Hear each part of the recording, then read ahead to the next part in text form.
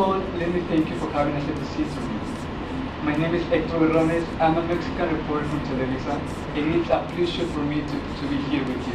Oh, thank you. The pleasure is all mine. Greetings to Mexico. Thank you.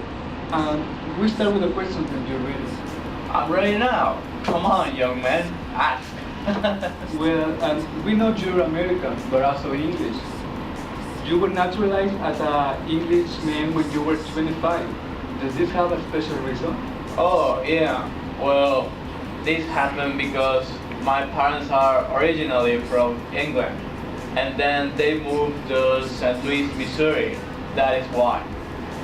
Okay, we all know you're a publisher, playwright, literary, a social critic, and a poet. But right now, I'm eager to know the reason that made you take the decision to be literary. Tell us, how did your interest in literary begin? Well, as a child, I had to overcome physical limitations. I struggled with a congenital double inguinal hernia, a condition that causes on my abdominal a rupture. Because of this, I could not participate in activities with my classmates, and thus I was prevented from interacting social with peers. And as I was isolated, my love for literature began. Oh, that's interesting. So let's say that such interest was on sports.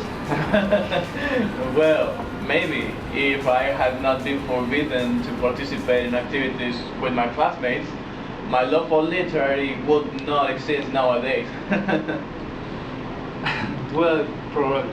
Now, please tell me, at what age did you start to write poetry? Well, I started to write poetry at the age of 14 under the influence of Edward Fitzgerald, Rabitat of Omar Khayyam, a translation of the poetry of Omar Khayyam.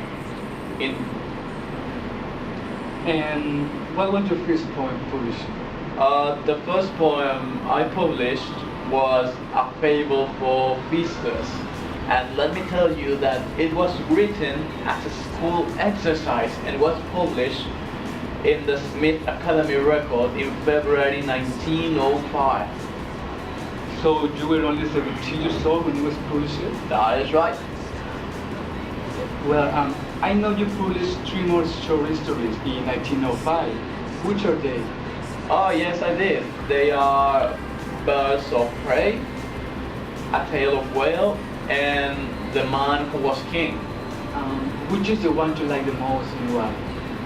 Well, I think it's the last one, The Man Who Was King. Why? Well, because it significantly reflects exploration of Irod village while visiting the 1904 World's Fair of St. Louis. Such a link with primitive people importantly antedates my anthropological studies at Harvard. Okay, now let's talk about long stories. Which is the one you published and when? The first long poem I published was Ash Wednesday in the year of 1930. What it is about? Well, it deals the struggle that ensues when someone that has lacked faith acquires it. It is richly, but let me tell you, ambiguously elusive, and deals with the aspiration to move from spiritual barrenness to hope for human salvation. All right. Could you tell us, please, which are your favorite poems? From the ones that I have written. Oh, well, yeah. There are 3 poems that I really like. They are Gerontion, The Wasteland, and The Hollow Man, but nothing special. Just because of the fact that they were the first short poems that I wrote. And what they say is every author's mind hot. Your love towards poetry is notorious. Now that you mentioned the West Bank, I'm totally sure you know this is known as one of the most important points of this century. Could you please recite a paragraph for us? Sure, this goes like this. April is the cruelest month. Breathing. Lilacs are of the dead land, mixing memory and desire, staring dull roots with spring rain. Winter kept us warm, covering earth in forgetful snow, feeding a little life with dry towers. Great. What about your own tune? We want to hear some words. Alright. An old man in a dry month, being read to boy a boy, waiting for rain. It was neither of the hot gates, nor fought in the warm rain, nor knee deep in the soft marsh, having a cutlass, bitten by flies, fought. My house is a decayed house, and the juice was on the window still the owner. Spawned in some standing on Antwerp, blister in Brussels, patch and peel in London. When it was published? It was published in 1920, and it opens an epigraph for Shakespeare's play Measure for Measure. Oh, good. And what is that epigraph? Tell us, please. This is thou hast nor youth nor age, but as it were an after dinner sleep, dreaming of both. Tell us something about this poem. Well, the poem itself is a dramatic monologue by an elderly character that critiques believed to be an older version of J. Alfred Prufrock.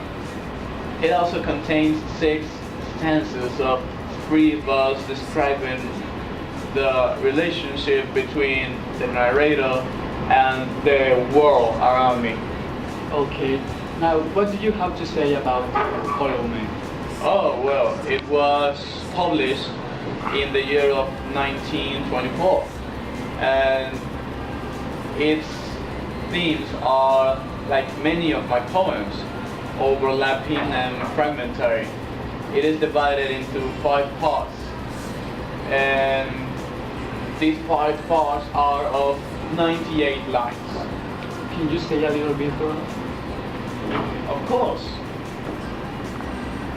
We are the hollow men. We are the stuffed men, leaning together, headpiece filled with straw, alas, or dry voices when we whisper together are quiet and meaningless, as wind in dry grass or rats spilled over broken glass in all dry cellar. It sounds great, Mr. Thomas. Now, we all know you were awarded the Nobel Prize in Literature in 1948, 2 years ago. How did you react when you listened your name? Did you know you were going to be given the award? Well, of course I did not know. There are some other excellent poets, and regarding about my reaction, well, I felt very excited. I could not believe it. You know, this is why poets work so hard, so what they have produced can be recognized with this award. Being given the award was a great satisfaction for you. Would you like to receive another one? Of course, I really hope that happens again. I'm sure the next one is going right to your hands. We're done with that question. Thank you so much for taking to respond, Mr. Thomas. Okay, that is nothing, and thank you for being interested in my career and my poems.